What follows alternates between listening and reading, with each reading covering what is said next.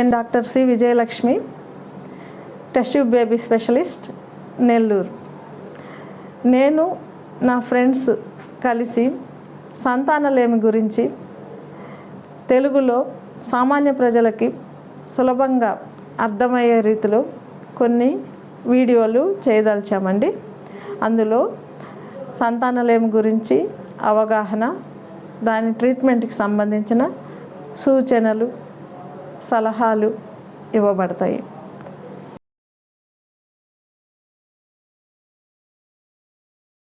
నమస్తే friends, welcome to doctor C Vijayalakshmi fertility clinic YouTube channel. ఈ వీడియోలో మనం ట్రీట్మెంట్ గురించి థర్డ్ పాయింట్ నుంచి మాట్లాడుకుంటాం అన్నమాట. థర్డ్ హెడ్డింగ్ వచ్చి మెడికేషన్స్. మందులు టాబ్లెట్ రూపంలో కానీ సిరప్ రూపంలో కానీ డాక్టర్స్ ఎప్పుడు ప్రిఫర్ చేస్తారు మేల్స్కి అనమాట. మగవాళ్ళలో ఇన్ఫర్టిలిటీ ప్రాబ్లం ఉన్నప్పుడు యూజువల్ జనరల్ హెల్త్ కోసం యాంటీ ఆక్సిడెంట్స్ ఇస్తారు, మల్టీవిటమిన్స్ ఇస్తారు అండ్ మినరల్స్ ఇస్తారు. ఇవి ఏం చేస్తాయంటే మంచి సెల్స్ని ప్రొడ్యూస్ చేసి బాడీలోంచి బయటకు నెట్టేస్తాయి అనమాట. సో దట్ మనిషి కొంచెం ఎనర్జెటిక్గా ఉంటారు. రెండోది వచ్చి హార్మోన్స్ ఇస్తారు. 4 టైప్స్ హార్మోన్స్ ఇస్తారు. FSH అంటారు, LH అంటారు, టెస్టోస్టిరాన్ అంటారు, థైరాయిడ్ హార్మోన్. ఇవన్నీ కూడా బ్లడ్ టెస్ట్ చేసి వాటిలో తక్కువ ఉంటే ఇస్తారనమాట. మనం ఇంతకుముందు వీడియోలో చూసినట్టు ఎవరెవరు హార్మోన్స్ ఇస్తారు, ఎంత కౌంట్ ఉంటే అనేది మీకు ఆల్రెడీ ముందే చెప్పున్నాను. అవి రిఫర్ చేయండి. తర్వాత వచ్చి యాంటీబయాటిక్, గ్యారంటీగా యాంటీబయాటిక్స్ ఇస్తారు. లాస్ట్ వచ్చి స్పెసిఫిక్ ట్రీట్మెంట్ షుగర్కి, లివర్కి, కిడ్నీ, ఏదైనా ఇంకా హార్మోన్ ప్రాబ్లం ఉంటే వాటికి గ్యారంటీగా వాటికి సంబంధించిన డాక్టర్ దగ్గర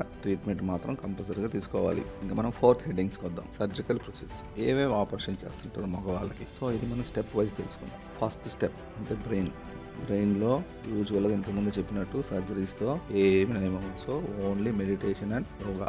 మ్యాక్సిమం ఇస్తే హార్మోన్స్ ఇస్తారు దీంట్లో, అంతే. స్టెప్ 2 అనమాట. టెస్ట్ చేసిన తర్వాత బ్లడ్ టెస్ట్, సిమెంట్ టెస్ట్ చేసిన తర్వాత లేదా ఏదైనా క్రోటల్ శాఖలో ఫైలేరియల్ ఇన్ఫెక్షన్ ఉన్న బేసిక్గా యాంటీబయాటిక్స్ అయితే ఇస్తారు. తర్వాత పాయింట్ వచ్చి వ్యారికోసిల్. టెస్టిస్ చుట్టూ బ్లడ్ వెజల్స్ బ్లాక్ అయినప్పుడు దానికి రిపేర్ చేస్తారనమాట.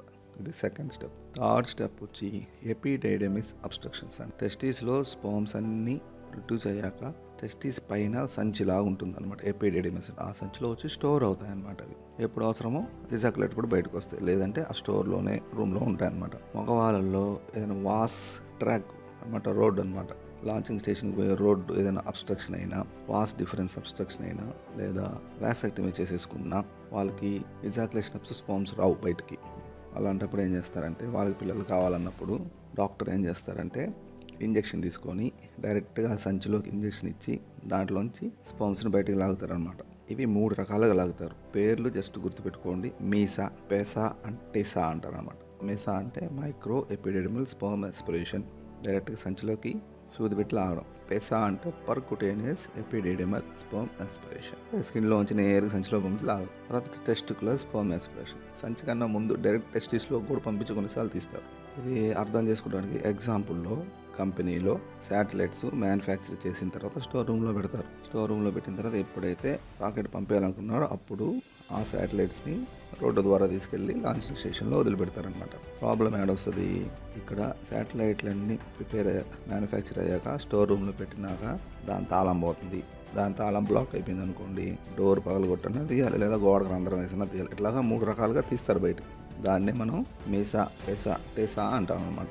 తర్వాత టెస్టికులర్ బయాప్సీ అంటే అసలు మ్యానుఫ్యాక్చరింగ్ యూనిట్లో నుంచి స్టోర్ రూమ్కి రాలా, మ్యానుఫ్యాక్చరింగ్ యూనిట్లోనే బ్లాక్ అయిపోయింది అనుకోండి. అప్పుడు డైరెక్ట్గా మ్యానుఫ్యాక్చరింగ్ యూనిట్కి వెళ్ళి ఆ పార్ట్ని తీసుకొచ్చి దాంట్లోంచి స్పర్మ్స్ తీస్తారనమాట. ఈ ప్రాసెస్ చాలా తక్కువ మందిలో అవసరం అవుతాయి. ఇంతటితో ఈ వీడియో క్లోజ్ చేస్తున్నాము.